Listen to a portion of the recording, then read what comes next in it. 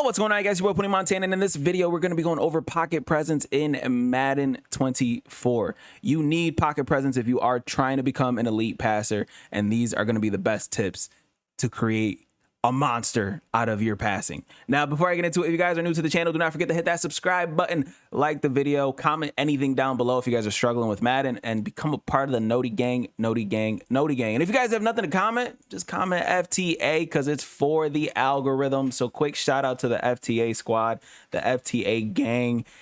You guys show out every single video as my son slams the door. You guys show out every single video, and I can't thank you guys enough. So shout out to the FTA squad, man. For the algorithm, that's what it stands for. Now, pocket presence in Madden, we all need it. We all need to learn about it. We all need to get better at it. And we're going to go over a couple of the do nots, and then we're going to go over what you should do when it comes to pocket presence. Now, the first do not is do not drift back while you're in the pocket. Because as you can see, this guy ends up getting a super shed. And then after the super shed happens, you end up losing your icons while passing. So even if you move all the way back, now I'm going to try to move all the way back, and then I'm going to move up in the pocket again. I can't even outrun him. But even if you move all the way back up, your icons will end up leaving your vision. Like, you won't be able to see your icons again until you do a specific trick, and I'll do that in a different video. But that is going to result in you pretty much overthrowing all of your passes. Stop drifting back. That's not how you create a pocket. That's how you get sacked for a loss of about 20 yards every single time. Stop doing it. It will only work against you, and it's not going to help. You're going to become a worse player. You're going to stay being a terrible player if you guys keep doing that. Now, number 2, stop holding turbo. Turbo means chase, okay? Turbo means to chase. So even in that situation here where I just ended up getting a bunch of yards, this is a perfect example. I'm sitting there creating the pocket as I should, going absolutely nuts, becoming the best version of Peyton Manning as I possibly can. As you can see, boom, boom, boom. And then until it's time to take off, let's call it the 3 T's.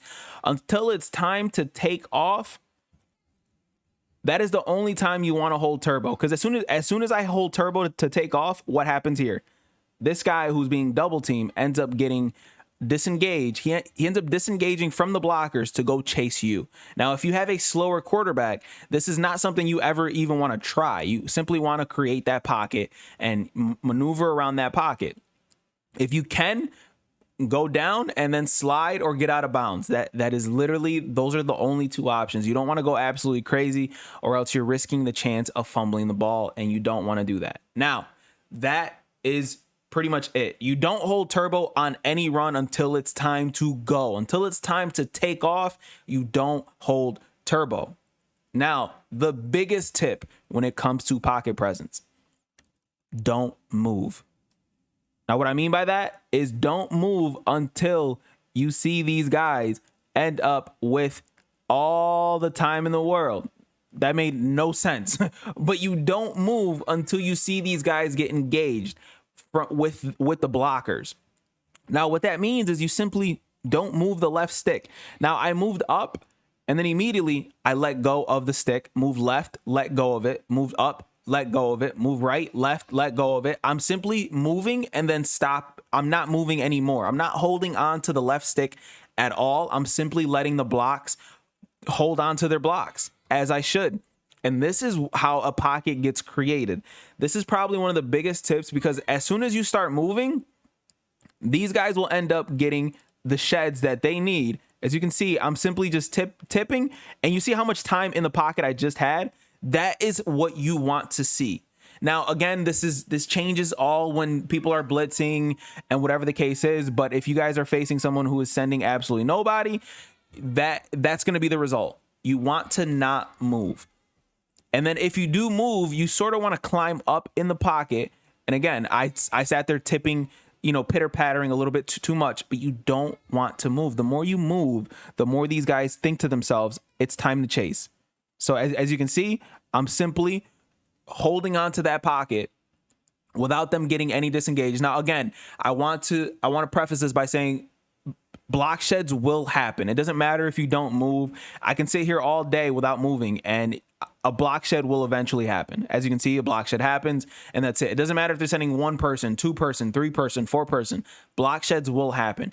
But to create a longer pocket for yourself, stop moving. That's it. That's the best tip that I can give.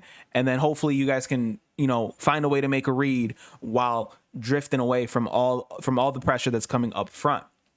Then after that, the next tip is simply move up in the pocket.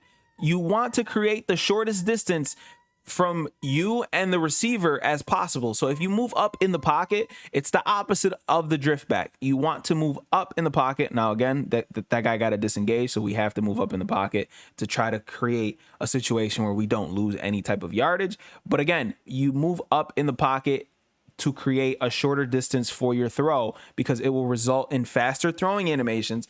It will result in shorter time for the defender to react to whatever throw that is going on, and it's just going to help your passing out tremendously if you're creating the shorter throws for your receiver. Now, granted, 44 is destroying my left tackle, so I might have to upgrade my left tackle. But these are the tips that will help. Now, another thing that I'd like to talk about is something that doesn't get spoken about a lot, and that's shifting your line when it comes to passing. So if I'm running a play and I know that all of my receivers are going to the right side, I'm going to shift my protection to that right side. Why?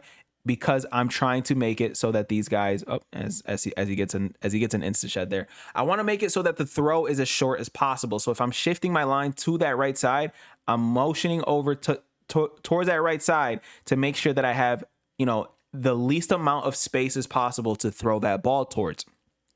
I want the ball to zip out of my hand and immediately end up in the receiver's hands. That is going to help a lot if you're trying to create, if you're trying to create the passes. You don't want to throw a pass that's going to the right side all the way from the left side. And that's going to help you guys out by shifting your line protection. And again, it's going to be the same situation. You want to not move as least as possible. Once you end up shifting, you're able to kind of move to the right a little bit, depending on which side you slide. If you slide to the left, you want to slide to the left a little bit, do the little cha-cha slide, and then you want to stay still. Again, as you can see, the pocket is beautiful, and we're able to make a beautiful play there. Now, the last tip is double teams. In Madden, double teams are utilized to pretty much fold the center and the defensive tackle, pretty much fold that person so that he can't get any sheds, allowing us to simply create a pocket around us and pretty much move around these guys up here. And yes, I'm bringing out the squigglies. So these guys are going to engage like this, and then we're going to double team this guy. So 2 people are always going to be double teaming that guy, and then we're going to climb up in the pocket depending on which way we want to go. So those are our squigglies for the video. So to double team, you press L1 or left bumper, move the right stick down, and then it's going to bring up the D2. It's going to double team this person. So once that happens, we're going to have free reign to move around in the pocket against that person specifically, and then try to make your read. I probably should double team 44 since he's absolutely destroying my guy there. So again, this is a perfect example where we're probably going to have all day in the pocket, because the only guy that was destroying us ends up getting blocked, and we end up getting a beautiful pass, beautiful blocking, and our pocket presence was A1 in that situation. So again, double teams the person that is, that you're trying to prevent from getting a shed. So if you see somebody who has like a very good ability on them, like edge threat, double team them. And then you're going to be able to kind of move around that person in the pocket. So again, you notice that 44 was destroying me every single play. Now we're going to double team him. And now all of a sudden, 44 is no longer a factor. Our pocket is absolutely clean. We have literally all day to throw, and they end up bumping into each other, unfortunately. These are the best tips to help your pocket. Again, look at 44. As soon as we don't double team him, he starts going crazy. But these are the best tips to create a better pocket. Now, I'm not saying that you can't move around once those block sheds get picked up. As you can see, we have to move around that guy. And then you try to make a read as best as you can. But pocket presence is huge. That is how K-Mac is such a good player. Young Kiv is such a good player. K-Mac, D. Croft, Young Skimbo, big old Dub Dot. You know what I mean? Like this is how these guys end up making a living off of Madden being the best in the world, because they have they're the best passers in the world. They put together everything so perfectly, from route combinations to pocket presence. But pocket presence is what separates the weak from the obsolete. That's just the reality of it. These guys are the best passers because of what they know how to do, and they perfect it in practice mode against each other, against better players, against this and that. But it all starts in the trenches. It starts with the pocket. Learn how to perfect it, become better at Madden, and let me know how this works for you. If you guys have any tips for your, that you guys can share with the rest of us, leave it down in the comment section, because I'm curious to see if there's anything that I might have missed, because I know for a fact that the don't move, or the move as little as possible, is possibly the best tip that you can give anybody when it comes to it. Now, let's see if I can go crazy there. I cannot. But that's how we're going to end the video, man. My name is Tony Montana. Hopefully you guys enjoyed this. Hopefully you guys appreciate the informative tips. And I'll see you guys in the next video. Oh, I didn't even finish that properly. My name is Tony Montana. I'll see you guys in the next video, man. As always, 2 fingers, deuces, and peace out, you guys.